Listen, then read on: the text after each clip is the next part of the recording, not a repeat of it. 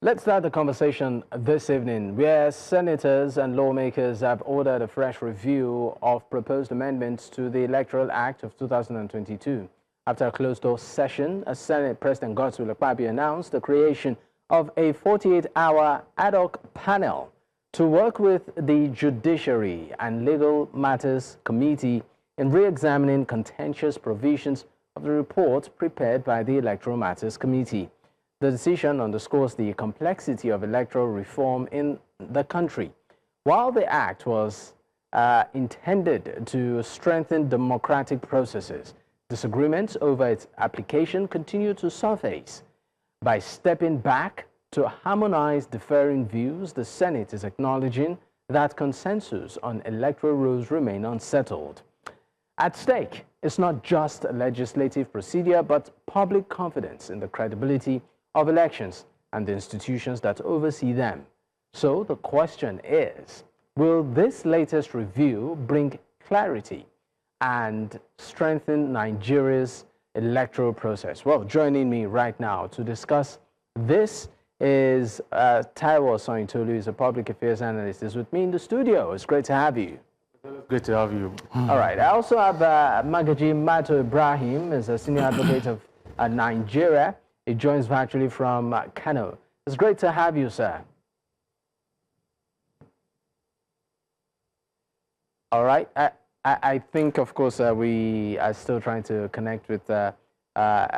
Magaji, but once we have him, we'll definitely bring him on. Let me start with you, Taiwo. With this new, this move by the House, and looking at Nigeria's electoral journey, we've seen several attempts and even, reforms in that sector. But still go back to complaining about the quality of our elections. Do you think this will be different? Well, thank you once again for having me, and Happy New Year to you. Happy New Year. It's always great to be here physically. Personally, I'm of the opinion that Nigeria's electoral trajectory has not been the best of where it's supposed to be, and we still have room, obviously, for improvement as a country. And not only that, there is still an opportunity for revamping our rules and our certain ways of actually carrying out our electoral processes. But sometimes we begin to ask ourselves some certain questions, like, are we really moving forward, or we are stepping back in terms of progress? In the last election in 2015, that was when the late President Muhammadu Buhari emerged as candidate. We had a bit of electoral issues from post-electoral issues where a lot of candidates and politicians were in court. Subsequent to that, in 2019, we had same electoral review in 2018 prior to the 2019 elections. And even prior to the 2023 elections, we had another electoral review in 2021. Well, what we see in the last 2023 elections, in the history of Nigeria, we've never had such a percentage of post-election tribunal going into court. A lot of people were going into court. It's the highest in the history of Nigeria. About 82% of cases were in court in this last 2023 elections. So it only shows that while we were moving a bit 10 steps forward, this last election that was actually headed by Professor Mahmoud Yakubu actually took us back to about 20 years backward, and it's just a 40. It took us how many? 20 years backward, yes. For you, for me personally, yes. You feel yes, because his tenure took us 20 years backward. And but some would disagree that we saw technology, being introduced almost for some in real time. For instance, I mean the BVAS, the IREV, amongst the plethora of other things were introduced, during his tenure. So compared to what we've seen in the country, even though, yes, there were still complaints, how do you react to people of such opinion? Okay, so what we saw was what we call a shadow of reality. A shadow? Yes, it was a shadow. We didn't see the reality. What is the reality? The reality was, during the election, we should have seen election results immediately posted on IREV. What INEC did for us in 2023 election was the more you look, the less you see. And this was because in the last election, what Mahmoud Yakubu told Nigerians was that immediately we get to the polling unit, we get accredited, and then we cast our vote, and after the election by 2 p.m. or 4 p.m., irrespective of your polling unit's time of election, you're going to get immediate update of the election results. We didn't get that. What did we get? We had stories that this system glitched. In a well-organized country, I'm sorry to say, with all due respect, and no matter the odds I'm going to eat on today, realistically speaking, Yakubu Mahmoud should be cooling his butt in Kuje prison right now to give Nigeria accounts of what he used about $1 trillion, $1 trillion naira of Nigeria funds that was accredited to the Nigeria election in 2023 by telling us that the election had a glitch. But we live in a system whereby nobody takes accountability, and unfortunately right now, is here becoming an ambassador. All right, let me leave you for a moment, Taiwo. Let me bring in is the senior advocate of Nigeria, Magaji Mato, Ibrahim, to join the conversation. It's great to have you, sir. I would also like your opinion, particularly from the angle of the law. Looking at this move again by the House, what are we getting wrong, in terms of the law, the provisions of the law, with all of this Electoral Amendment Act, this Electoral Act amendments that we've seen over the years, and the quality of the nation's election? Thank you very much, my brother, for having me this evening. And thank you to the viewers. You see, law, like human beings, is alive. It grows and it moves from one stage to another. For as long as we're alive, amendments of laws has become an integral part of us, because situation change, advancement in technology, advancement in social development, expansion in growth of both human and material development. So all these things come to bear. What was obtainable last year might not be obtainable this year. Changes in weather, changes in circumstances, and other things. So amendment per se is not a bad thing in law. In fact, that is what shows that the legislature is at work. Otherwise, we don't even need the legislature. We just come, make the law, and then go back to sleep because we have the laws. But definitely, as human beings grow and evolve in life, you must amend the law to match the current reality. So amendment in itself is not something anybody should quarrel with. The thing is, even if we say we have problem, we have to look at it. Is the problem from the laws, or the problem is from us who make the law? Because there are two different things. The laws are there, but do we apply the law in the way and manner it should be applied, in the way and manner they were made? I think that is where the bottom line and the questions lie. Because right, as far as I'm concerned, we have beautiful laws. We have all the provisions of the law in all aspects of life, at least to the best of the legislature, as far as the legislature can go. But then when it comes to applicability, that has to do with good faith, with honesty, with determination, with love and passion for the nation. That is where we are lacking. And this it goes beyond the legislation, it goes beyond the executive, it goes beyond the judiciary. All of us, one way or the other, we are guilty of not allowing the law to function properly. All right. We are also guilty of allowing the system to run smoothly. All right. I'll definitely come back to you. After this break, we'll expand this conversation to look at why is it that at the end of many elections in the country, it still ends up at the courts. And for many Nigerians who observe it, the courts eventually decide the ultimate winner. So what happened to all of the process of going to the ballot to vote? And will all of this amendment address these issues? Of course, we'll discuss this and more when we return. Many thanks for staying with us. You're still watching Politics HQ on News Central Television. And of course, we are looking at the Electoral Act amendment, where, of course, the House has decided to revisit it.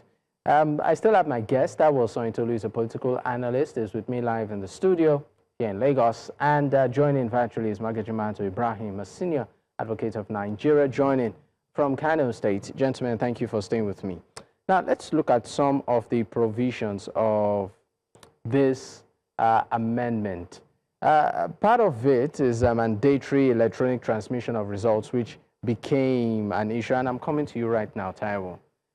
There's also permanent voter card being no longer compulsory, early voting, stiffer penalties for electoral offenders, increased campaign spending limits, Electoral Offences Commission, diaspora voting, amongst a list of other issues.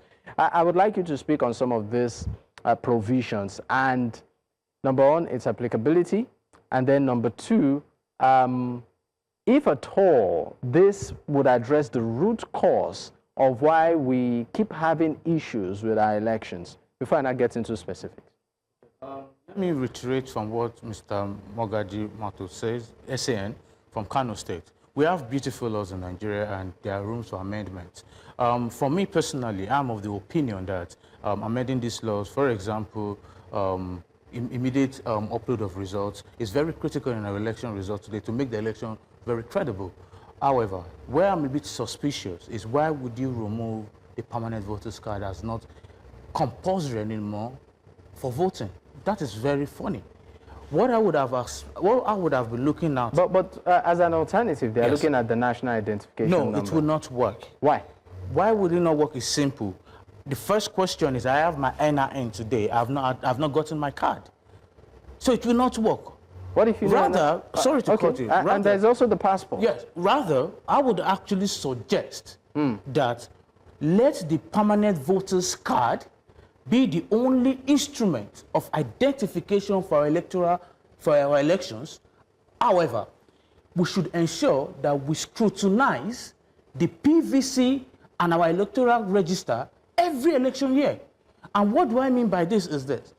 We have a lot of people today having to use the PVC as a means of ID and not as a means of voting. But there's also, I'm sorry to interrupt you, Taiwo, but there's also the issue, there are also issues around the permanent voters card. For instance, logistical issues.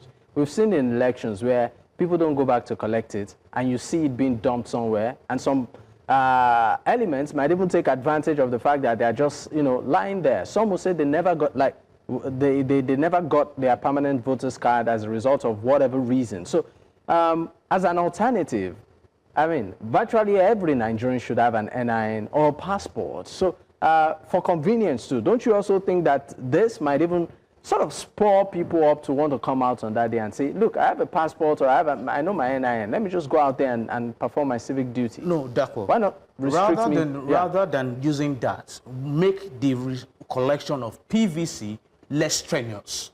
That is what we should be looking at. Why don't we connect with other private sectors in terms of collection of PVC? I have my NIN, I have my PVC, I have my passport. Why is the old process are always tedious? Why are we making it tedious? Rather, let's look at how we can make the election and register less, in the sense that some people have this PVC and have not voted at all for the past 3 election cycles. So those people that have not voted for the past 3 election cycles, you delete them. They don't need the PVC. All right. I would like to direct my question right now to, of course, our SAN. Mr. Ibrahim, I would particularly like you to talk about the issue of tribunal and politicians going to court and the courts eventually deciding the winner. For many Nigerians, they're beginning to ask, then why did I queue up in the first place, on election day? So what can be done to, in a way, if possible, reduce the involvement of the judiciary in this process? Whereas at the end of the day, people don't just go out to vote and then the result is eventually obtained in court. That's number one. And then number two, there's also increased, stiffer penalties for electoral offenders. Lawmakers are proposing 1-year jail term or 1 million naira fine for any presiding or collation officer, for instance, who distributes unstamped and unsigned ballot papers and result sheets, amongst the plethora of other issues. But there are some who are of the opinion that some of these penalties need to even be reviewed. So I would like you to speak on these issues quickly, sir. Thank you very much. I share in the sentiment that our courts, our tribunals are unnecessarily inundated with election petitions starting from the pre-election matters down to the post-election matters. This is not good for any democracy.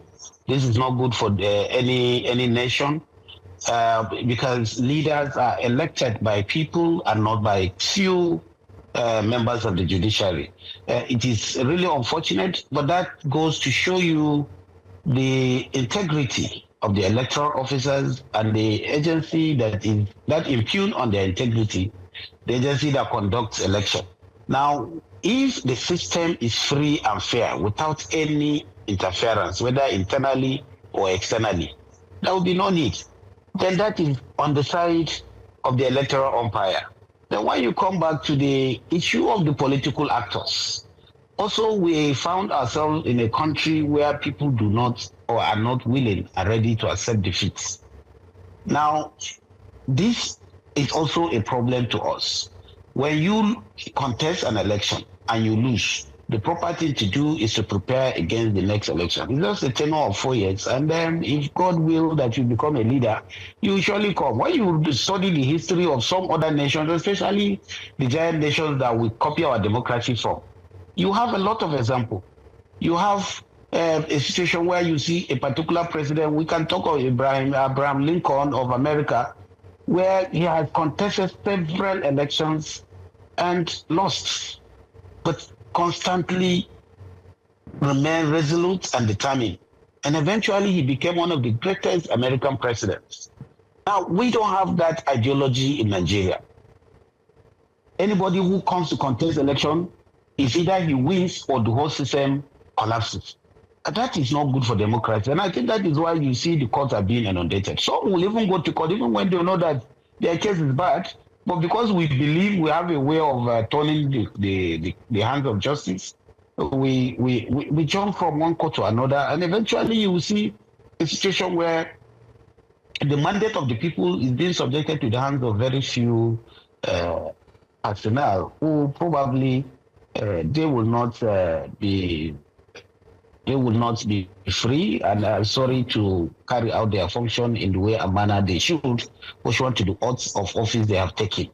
So it's not good. Actually, it's not a good thing. It's not something that anybody will celebrate. I am a lawyer. I live by this, but we must say the truth, because for a country to grow, we must have a system that brings leaders into fore, that has integrity, that has the confidence of the people, that the people believe in. But where the system is being run and then people do not believe that what they pass through, what the verdict is not the correct verdict, you have a situation where people rush to court, and then we waste the time, the resources of the nation, for shadow.